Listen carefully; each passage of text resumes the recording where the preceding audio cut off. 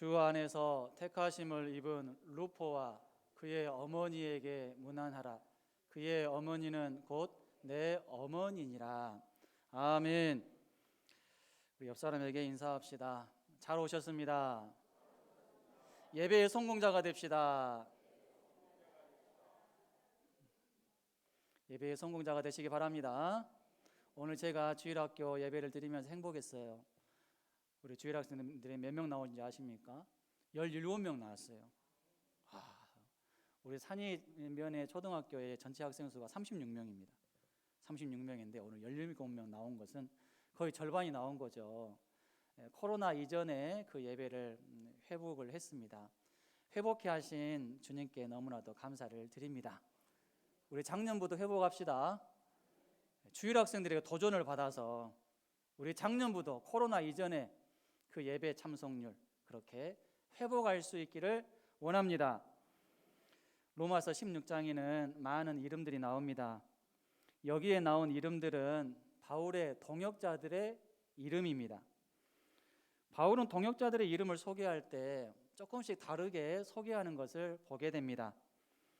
베베는 나의 보호자로, 브리스가와 아굴라는 내 목숨을 위하여 자기의 목까지도 내놓은 자로, 에베네도는 아시아에서 그리스도께 처음 맺은 열매로, 마리아는 너희를 위하여 많이 수고한 자로, 안드로니고와 유니아는 나와 함께 갇혔던 자로, 암블리아는 주 안에서 내 사랑하는 자로, 우르바노는 우리의 동역자로, 스다구는 나의 사랑하는 자로, 아벨레는 그리스도 안에서 인정함을 받은 자로, 드루베나와 드루보사는 주 안에서 수고한 자로, 버시는 주 안에서 많이 수고하고 사랑하는 자로, 그리고 루포와 그의 어머니는 주 안에서 택하심을 입은 자로 소개하고 있습니다.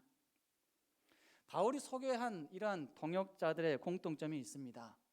하나같이 바울의 사역에 큰 도움을 주었던 자들이었던 것입니다. 바울은 이들의 이름을 잊을 수가 없었습니다. 이름만 떠올려도 참으로 고맙고 감사한 사람들이었습니다. 아마도 바울은 이들이 있었기 때문에 내가 전도 활동을 잘 할 수가 있었다. 이들이 없었다면 내가 이렇게 큰 사역을 할 수가 없었다. 이런 생각을 했을 것입니다. 주님께서 이들을 나의 동역자로 붙여주신 것에 대해서 한없이 감사했을 것입니다. 바울이 소개한 이러한 동역자들은 바울 개인의 어떠한 야망을 이루는 데 있어서 도왔던 사람들이 아닙니다. 바울 자신의 어떠한 야망, 목표, 꿈을 이루기 위해서 협력하고 도운 사람들이 아니라 바울이 하고 있는 그 주님의 일이 잘 이루어질 수 있도록 옆에서 바울을 도왔던 사람들이었습니다. 내가 어떠한 나쁜 일을 계획하고 그 일을 하려고 하는데 그 일을 누군가가 최선을 다해서 돕는다면 그 나쁜 일을 돕고 협력하는 사람뿐만 아니라 그 도움을 받는 사람들까지도 서로 불행해지게 되어 있습니다. 도움을 받는 사람이나 도움을 주는 사람 모두 좋은 것은 얻지 못하게 되고 결국 좋지 않은 것만 얻게 될 것입니다. 여러분, 나쁜 일에는 절대로 협력하지 않기를 바랍니다. 나쁜 일에는 도와서는 안 돼요. 도와주어서는 안 됩니다.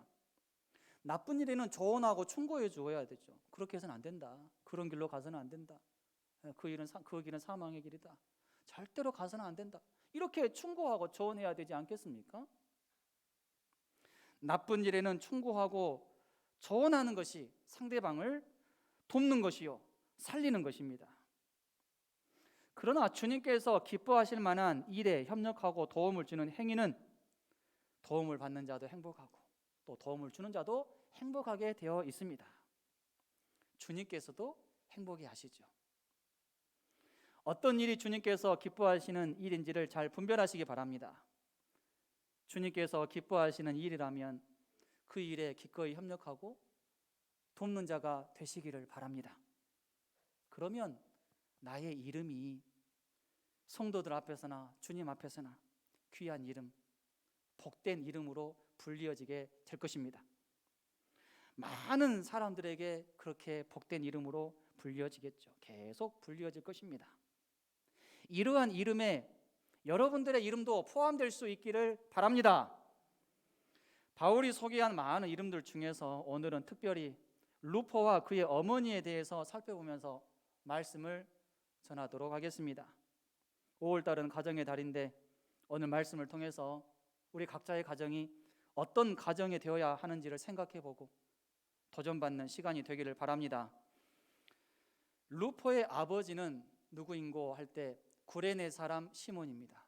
구레네 사람 시몬. 마가복음 15장 21절입니다.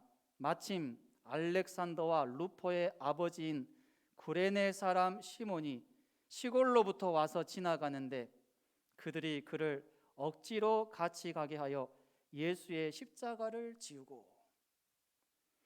구레네는 어떤 지역이냐면, 또 어디에 있는 지역이냐면 북아프리카의 중요한 도시 가운데 하나입니다. 오늘날 리비아의 수도 트리폴리, 그 지역이죠. 지중해에서 15km 정도 떨어진 고원지대입니다. 신약 성경 시대의 이 구레네에는 많은 디아스포라 유대인들이 살고 있었습니다. 예루살렘에 독자적인 회당을 가지고 있을 정도로 세력이 컸고 많은 또 유대인들, 또 명망 있는 유대인들이 살고 있었어요. 아마도 이 구레네 사람 시몬은 이 디아스포라 유대인 가운데 한 사람이었다라고 많은 신학자들이 그렇게 봅니다. 그런 그가 지금 예루살렘에 있는 것은 유월절 절기를 지키기 위해서 예루살렘에 왔기 때문입니다. 그리고 그는 예루살렘 도성 밖에 있다가 지금 성 안으로 들어가서 일을 보려고 하는 그러한 과정에 있었습니다. 그런데 마침 그때에 예수님이 십자가를 지고 그 길을 걸어가고 계셨습니다. 그리고 마침 그때에 시몬이 군병들에 의해서 잡혔고 억지로 십자가를 지게 되었습니다. 시몬은 어떤 사람입니까? 억지로 십자가를 짊어진 사람입니다. 사실 시몬은 십자가 지려고 예루살렘에 온 것이 아닙니다. 유월절 절기 지키려고 그 먼 거리를 이동해서 왔죠. 예루살렘에서 십자가를 진다라고 하는 것 전혀 계획에 없었어요. 시몬의 머릿속에 없었습니다. 한 번도 생각해 본 적이 없었죠. 그런데 갑자기 황당하게 애매하게 생각할 겨를도 없이 선택의 여지 없이 자신의 의지와는 전혀 상관없이 군병들에 의해서 강압적으로 예수님 대신 십자가를 대신 지게 되었다라는 사실입니다. 오늘날 성지 순례를 가면 순례자들이 반드시 체험하는 것이 있어요. 비아 돌로로사, 고난의 길, 예수님께서 십자가 지고 걸어가셨던 그 길 반드시 체험을 하게 됩니다. 이 길은 빌라도의 안토니아 성에서부터 시작해서 주님이 십자가에 달리시는 골고다 언덕까지의 길입니다. 순례자들은 이 길을 걸어가면서 십자가를 짊어지는 체험을 합니다. 저도 그 체험을 했어요. 사진에 있는 사람이 접니다. 비아 돌로로사 그 길에서 십자가를 짊어지는 그 체험을 하게 돼요. 이처럼 애초부터 십자가를 짊어지는 체험을 할 목적으로 예루살렘을 방문한 사람은 참 많습니다.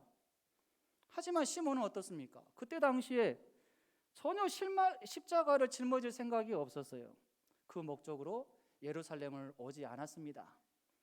오직 유대인의 본분을 다하기 위해서 유월절에 맞춰서 예루살렘에 방문한 것이지요.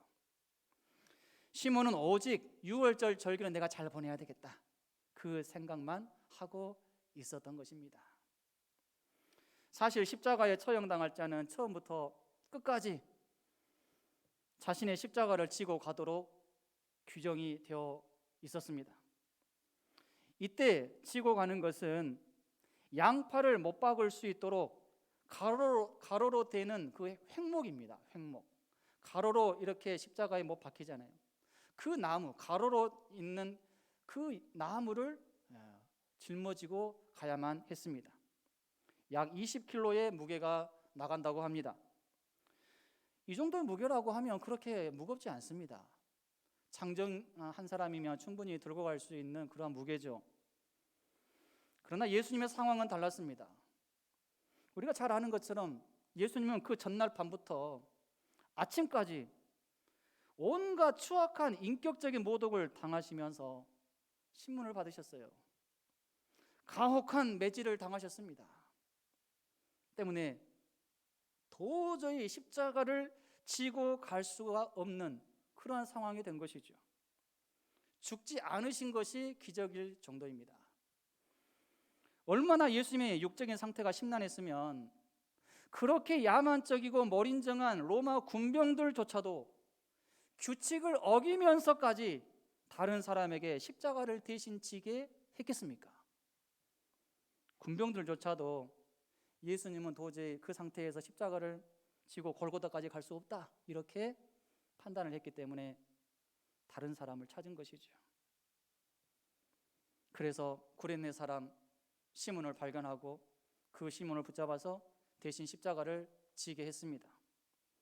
그러나 그렇다라고 해서 예수님이 십자가를 아예 지지 않고 가셨다라고는 생각하지 않습니다. 비록 구레네 사람 시몬이 십자가를 불가피하게 들고 가긴 했지만 예수님은 뒤에서 있는 힘을 다해서 최선을 다해서 그 십자가를 잡고 가셨을 것이라고 믿습니다. 왜 시몬이 십자가를 대신 지게 되었을까요? 첫째는 주님께서 선택하신 백성이었기 때문입니다. 시몬은 자기 나름대로 유월절을 잘 지키기 위해서 예루살렘에 올라가야 되겠다라고 결심했을 것입니다. 그러나 그 모든 시몬의 계획을 간섭하시고 주장하신 분은 바로 주님이셨습니다. 주님은 시몬으로 하여금 정확한 타이밍에 예루살렘에 도착하게 하셨어요. 정확한 타이밍에 성 안으로 들어오게 하셨고, 정확한 타이밍에 예수님이 십자가를 지고 걸어가신 그 현장에 시몬이 있게 하셨습니다. 이 모든 과정이 기막힌 주님의 섭리였습니다. 이는 마치 요한복음에서 예수님께서 우물가로 가시고 우물가에서 사마리아 여인을 만나 주신 것과 같습니다. 예수님은 사마리아 여인을 만나 주시고 우물가로 가셨습니다. 그리고 정확한 타이밍에 사마리아 여인이 예수님께로 왔습니다. 그리고 사마리아 여인은 그곳에서 예수님과 대화하면서 예수님이 어떤 분이신지를 알게 되었고, 그의 인생은 거듭난 인생이 되고 변화되는 인생이 되었습니다. 예수님을 증거하는 인생이 되었습니다.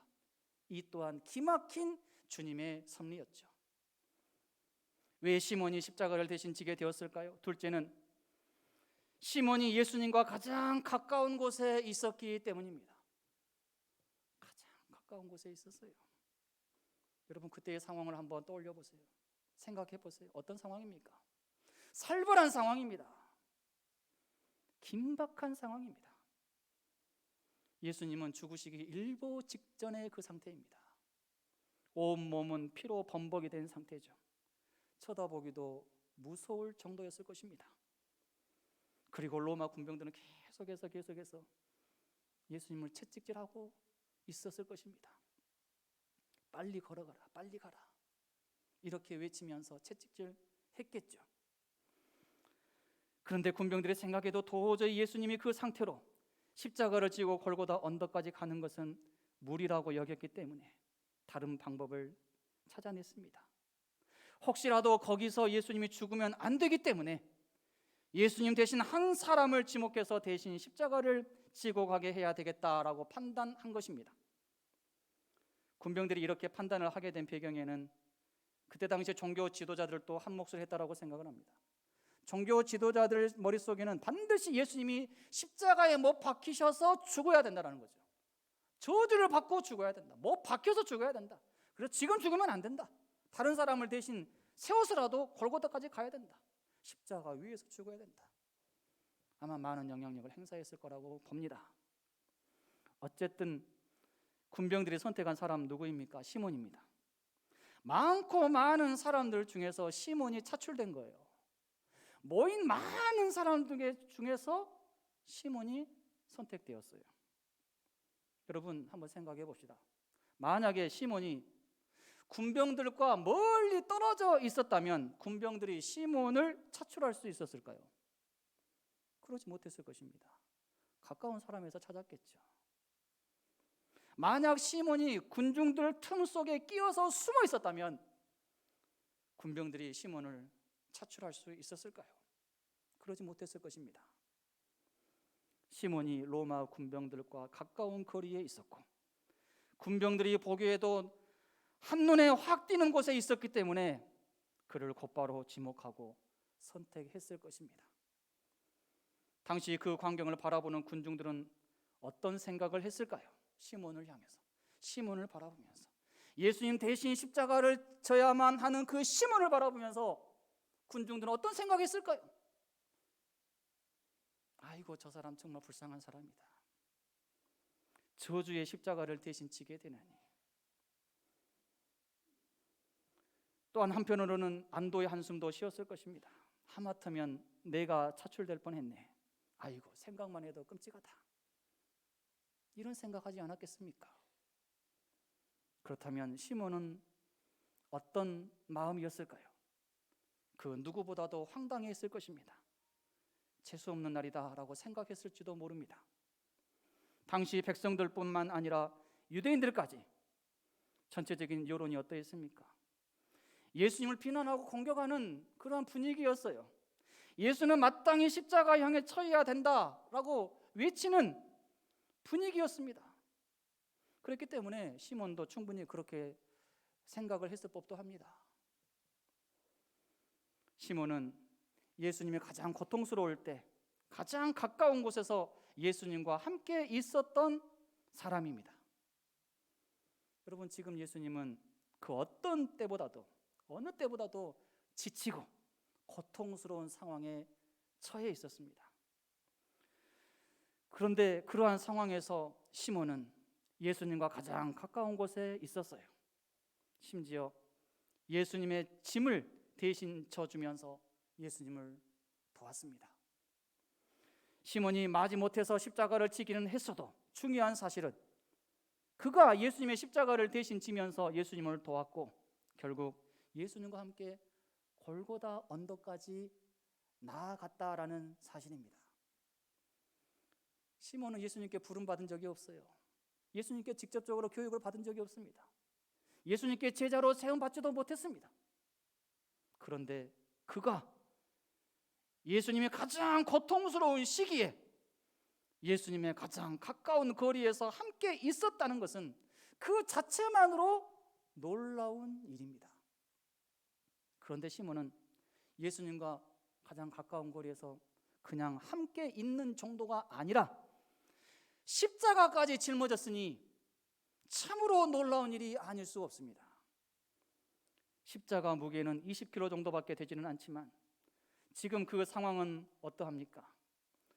주변에 많은 사람들이 예수님을 향해서 손가락질하고 비난을 퍼붓는 상황입니다. 그리고 그 십자가는 저주의 십자가입니다. 영광스러운 십자가가 아니에요. 누구 하나 그렇게 생각한 사람 없었습니다. 그 당시에. 이러한 주변의 시선으로 인하여서 시몬은 십자가의 무게를 더 무겁게 느꼈을 것입니다. 그래서 할 수만 있으면 빨리 골고다까지 가서 이 십자가 내려놔야 되겠다, 이런 생각했겠죠. 더군다나 십자가에는 예수님의 피가 묻어 있었을 것이고 그 예수님의 피는 시몬의 손에도 묻었을 것이고 시몬의 얼굴에도 시몬의 옷에도 묻었을 것입니다. 이래저래 시몬은 많이 불편했을 것입니다. 시몬은 그래도 예수님께서 가장 고통스러운 그 순간에 예수님과 함께 있었어요. 가장 가까운 곳에 있었고 예수님의 짐을 대신 들어주었습니다. 시몬과 다르게 제자들은 어떻습니까? 제자들은 엉뚱한 곳에 있었어요. 있어야 될 곳에 있어야 되는데 있어야 될 곳에 있지 않고 엉뚱한 곳에 있었어요. 예수님이 가장 고통스러울 때 가장 가까이 있어야 할 제자들인데 가장 가까운 곳에 있지 않고 가장 멀리 떨어져 있었어요. 숨어 있었어요. 자기 집에 있었어요. 문을 잠궜어요. 예수님과 거리가 너무나도 멀리 떨어져 있었습니다. 참으로 아이러니한 일이죠. 그동안 예수님께 받은 은혜와 사랑을 생각할 때 제자들은 시몬보다 훨씬 더 주님 곁에 있어야 마땅한 일입니다. 그렇지 않습니까? 마지막 고통의 순간을 주님과 함께 했어야 되죠. 십자가를 대신 짊어지지는 못해도 적어도 그 현장에는 있어야 되지 않겠습니까? 그런데 제자들은 할 수 있는 한 가장 멀리 떨어져 있었어요. 누구 하나 나서서 십자가를 대신 짊어지려고 하는 사람 없었습니다. 그 현장에 있으려고 하는 사람도 없었어요. 오죽하면 군병들도 예수님과 전혀 상관이 없는 사람인 그 시몬을 선택했겠습니까? 만약 제자들이 근처에 있었다면 제자들을 선택했겠죠. 그런데 제자들이 없으니 전혀 상관없는 한 사람을 선택했던 것입니다. 이러한 제자들의 모습을 보면서 예수님은 더 고통스러웠을 것입니다. 그런데 그런 상황에서 시몬이 예수님과 함께 있고 십자가를 지금 대신 짊어지고 있으니 예수님은 시몬이 참으로 고마웠을 것입니다. 이러한 시몬을 위해서 예수님이 얼마나 축복하셨을까요? 뜨거운 사랑으로 시몬과 그의 가정을 축복하셨을 줄로 믿습니다. 주님의 그 축복으로 인하여 시몬과 그의 가정, 두 아들과 아내가 변화되었습니다. 먼저 시몬이 변화되죠. 어떻게 시몬이 변화될 수 있었을까요? 주님께서 선택해 주셨고 은혜해 주셨기 때문입니다. 주님 앞에서 시몬은 선택된 백성이요 잃은 양이었습니다. 주님은 자신이 십자가 죽음의 길로 가면서도 선택된 백성인 시몬을 놓치지 않고 만나 주셨어요. 잃은 양 시몬을 찾았습니다. 주님께서는 그 시몬이 시골집을 나설 때부터 간섭하셨어요. 정확한 타이밍에 만나 주셨고 십자가를 지게 하셨습니다. 이로써 주님과 시몬의 만남이 성사되었습니다. 그리고 시몬의 신앙은 급속도로 자라기 시작했습니다. 십자가를 대신 짐으로 인하여 자라기 시작했습니다. 여러분, 만약 시몬이 억지로라도 십자가를 짊어지지 않았다면 그의 신앙은 급속도로 자라지 못했을 것입니다. 그러나 그가 억지로라도 십자가를 짊어진 그 경험을 했기 때문에 그의 신앙은 급속도로 자랄 수 있었던 것입니다. 십자가를 억지로 지게 된 것이 오히려 시몬의 신앙을 자라게 했습니다. 시몬은 십자가를 지는 동안 그 어떤 누구도 경험하지 못한 소중한 일을 경험했습니다. 예수님의 최후의 순간을 가장 가까이서 목격을 했습니다. 상처로 피범벅이 되어서 기진맥진한 예수님의 모습, 고통 가운데 괴로워하시던 예수님의 모습을 직접 보았어요. 예수님의 거친 숨소리까지 생생하게 들었습니다. 이러한 일을 경험한 사람은 시몬이 유일했습니다. 이러한 일은 그 어떤 제자들도 경험해 보지 못했습니다. 시몬에게 있어서 자신이 예수님의 십자가를 대신 지고 예수님과 함께 비아 돌로로사의 길을 걸었던 그 경험은 죽을 때까지 잊을 수 없는 경험이었을 것입니다. 그리고 자손 대대로 간증거리였을 것이고 자랑거리로 여겼을 것입니다. 신앙은 반드시 십자가를 짊어질 때 더 성숙해지고 자랄 수 있다는 사실을 우리에게 가르쳐 줍니다. 십자가를 지지 않고 신앙생활하면 편할 수는 있을 것입니다. 하지만 신앙의 수준은 항상 그 자리에서 맴돌 수밖에 없습니다. 신앙이 항상 그 자리에 있으면 그나마 다행입니다. 보통은 어떻습니까? 신앙이 점점 퇴보하게 되어 있습니다. 십자가는 주님의 일을 의미합니다. 우리에게 맡겨주신 사명을 의미합니다. 때문에 우리는 이 십자가를 짊어져야 합니다. 그래야만이 우리의 신앙이 더 성숙해질 수 있습니다. 믿으시기를 바랍니다. 물론 십자가를 짊어지는 것이 쉬운 일은 아니죠. 시간과 노력이 필요하고 또 물질이 필요하고 열심히 수고하며 땀을 흘려야만 합니다. 그러나 우리가 꼭 생각해야 될 것은 나 혼자 이 십자가를 짊어지고 있는 것이 아닙니다. 이것을 알아야 됩니다. 주님께서 함께 도와주십니다. 주님께서 내가 이 십자가 잘 짊어질 수 있도록 기도해 주시고 붙들어 주시고 힘 주신다. 이 사실을 믿고 십자가를 짊어질 수 있어야 되는 것입니다. 예수님은 누가복음 9장 23절에서 아무든지 나를 따라오려거든 자기를 부인하고 날마다 제 십자가를 지고 나를 따를 것이니라 말씀하셨습니다. 자기 십자가를 지고 나를 따르라 말씀하셨는데 오늘날 많은 그리스도인들 가운데 십자가를 지기 싫어하는 사람들이 얼마나 많습니까? 여러분, 주님께서 나에게 하신 명령이요 말씀이다라는 사실을 믿으시기를 바랍니다. 모든 성도에게는 주님께서 맡겨주신 자기 십자가가 있습니다. 내가 져야 할 나의 십자가 발견해야 됩니다. 분명히 있습니다. 그것을 알아야 됩니다. 찾아야 됩니다. 분명히 내가 져야 할 나의 십자가가 있는데 그것을 발견하지 못하면서 마치 내가 짊어져야 할 십자가가 없는 것처럼 생각해서는 안 됩니다. 이 십자가에는 내가 교회에서 신앙생활하는 가운데 맡게 되는 직분과 일도 모두 포함이 됩니다. 사명의 십자가가 나에게 주어질 때 그 십자가를 충성스럽게 잘 질 수 있기를 바랍니다. 저와 여러분에게 이러한 성숙한 신앙이 있기를 바랍니다. 내가 짊어져야 할 십자가에는 고난의 십자가도 있습니다. 이 고난의 십자가도 우리는 짊어져야 됩니다. 고난의 십자가는 신앙을 지키고 주님의 일을 하는 과정 가운데 겪는 것을 의미합니다. 이러한 고난을 당할 때 피해서는 안 됩니다. 고난의 십자가를 내려놓아서는 안 됩니다. 고난이 있어도 그 고난의 십자가를 묵묵히 짊어지고 뚜벅뚜벅 한 걸음 한 걸음 앞으로 나아가야 됩니다. 이것이 결국에는 축복의 통로가 될 것이고 상급이 될 것이기 때문입니다. 베드로전서 4장 13절로 14절 말씀 함께 읽겠습니다. 오히려 너희가 그리스도의 고난에 참여하는 것으로 즐거워하라. 이는 그의 영광을 나타내실 때에 너희로 즐거워하고 기뻐하게 하려 함이라. 너희가 그리스도의 이름으로 치욕을 당하면 복 있는 자로다. 영광의 영 곧 하나님의 영이 너희 위에 계심이라. 아멘. 시몬이 먼저 변화되었습니다. 그리고 나서 시몬으로 인하여 그의 가정, 두 아들 알렉산더와 루포와 그의 아내가 변화가 되었습니다.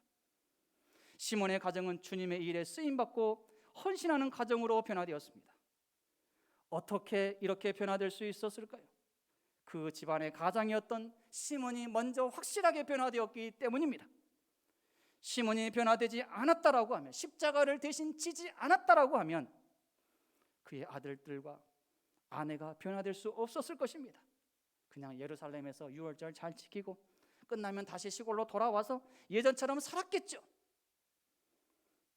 그런데 예루살렘에서 시몬이 너무나도 충격적인 경험을 하면서 그의 인생과 그의 가정이 새로운 전기를 맞이하게 된 것입니다. 시몬과 그의 가정은 이제 주님의 일에 기꺼이 자원해서 십자가를 졌습니다. 주님의 일에 헌신하는 가정이 되었어요. 주님의 일에 헌신하는 일꾼들을 보호하고 돕는 가정이 되었습니다. 시몬의 집은 작은 교회로 사용이 되었고 성도들의 교제의 장소로 사용이 되었습니다. 복음이 전해지는 곳으로 사용이 되었습니다. 바울도 이러한 시몬의 가정의 도움을 많이 받았습니다. 그래서 바울은 본문에서 루포와 그의 어머니를 말할 때 주 안에서 택하심을 입은 루포와 그의 어머니, 특별히 루포의 어머니는 곧 내 어머니니라 이렇게 말하고 있습니다. 아마도 바울이 이 서신을 쓸 때에는 시몬은 소천한 것으로 여겨집니다. 바울은 루포를 향해서 택하심을 입은 자라고 말했어요. 그런데 원어를 찾아보면 이 택하심을 입은 자가 그냥 평범한 의미에서 택하심을 입은 자가 아닙니다. 다른 성도들에 비해서 그리스도 안에서 봉사와 충성이 뛰어난 자다, 이러한 의미의 단어가 사용이 되었습니다. 그만큼 루포의 믿음이 탁월했다라는 것을 우리에게 말해줍니다. 주님을 탁월하게 따르는 사람 루포였습니다. 아마도 루포는 그의 아버지 구레네 시몬이 겪은 사건으로 인하여서 로마의 성도들 사이에서 특별한 명성을 얻게 되었던 것 같습니다. 그리고 바울은 루포의 어머니의 도움을 많이 받았던 것 같습니다. 바울이 갑자기 이제 회심을 해서 가족을 이제 다 떠나고 인간적으로 너무나도 외로운 상태에 있었을 때, 그때 루포의 집에 유숙하게 되었는데, 그때 루포의 어머니가 바울의 이러한 외로움을 알고 친어머니처럼 또 친아들처럼 따뜻한 친절과 사랑으로 돌보아 주었던 것 같습니다. 그래서 바울은 이 루포의 어머니가 지금 로마에 있다라는 소식을 들었을 때 특별한 기대를 가졌을 것이고 로마의 방문을 더 고대하게 되었을 것입니다. 여러분, 시몬이 그때 예수님의 십자가를 대신 지지 않았다면 시몬의 가정은 이렇게 멋지게 변화되지 못했을 것입니다. 십자가를 지지 않음으로 인하여서 마음이 편할 수는 있었겠죠. 그러나 절대로 주님의 피와 땀의 냄새를 맡지는 못했을 것이고 주님의 거친 숨소리도 듣지 못했을 것입니다. 그리고 그의 인생과 가정이 획기적으로 바뀌는 일은 더더욱 일어나지 않았을 것입니다. 시몬은 자신이 변화되고 난 다음에 과거의 일, 즉 자신이 예수님 대신에 억지로 십자가를 지게 된 그 사건을 회상하면서 어떤 고백을 했을까요? 제가 생각하건대 분명히 시몬은 이렇게 고백했을 줄로 믿습니다. 그때 내가 억지로라도 주님의 십자가를 대신 짊어지게 된 것이 너무나도 감사한 일이었다. 그 일로 인하여서 지금의 내가 있고 지금의 우리 가정이 있다. 우리가 이렇게 주님께 복을 받고 주님께 쓰임받는 가정이 되었다. 이런 고백했을 줄로 믿습니다. 이제 말씀을 정리합니다. 총대를 맨다라는 말이 있습니다.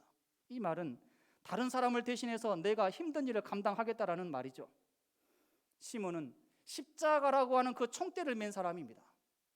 그런데 시몬은 처음에 자원해서 그 십자가라는 총대에 매지 않았어요. 자원해서 매지 않았어요. 억지로 매었죠. 어떻게 하다 보니 억지로 총대를 매게 된 것입니다. 그런데도 시몬은 십자가를 진 그 자체로 인하여 놀라운 은혜를 체험했습니다. 그리고 그의 삶이 변했고 온 가족이 변했어요. 주님께 복을 받는 가정으로 변했고 주님의 일에 크게 쓰임받는 가정이 되었습니다. 하물며 우리가 주님의 일이라고 하는 그 십자가라는 총대를 자원해서 맨다면 어떻게 될까요? 주님께서 얼마나 큰 은혜와 복을 내려주시겠습니까? 저와 여러분이 주님의 일로서의 십자가를 기쁨으로 잘 감당하여 복을 받기를 원합니다. 그래서 가정의 축복의 통로의 역할, 축복의 마중물 역할을 잘 감당할 수 있기를 바랍니다. 시몬을 통해서 그의 가정이 주님께 복을 받고 주님께 영광을 돌리는 복된 가정이 된 것처럼 우리 한 사람 한 사람을 통해서 우리의 가정도 그렇게 복을 받고 그렇게 쓰임 받을 수 있기를 주님의 이름으로 축원합니다.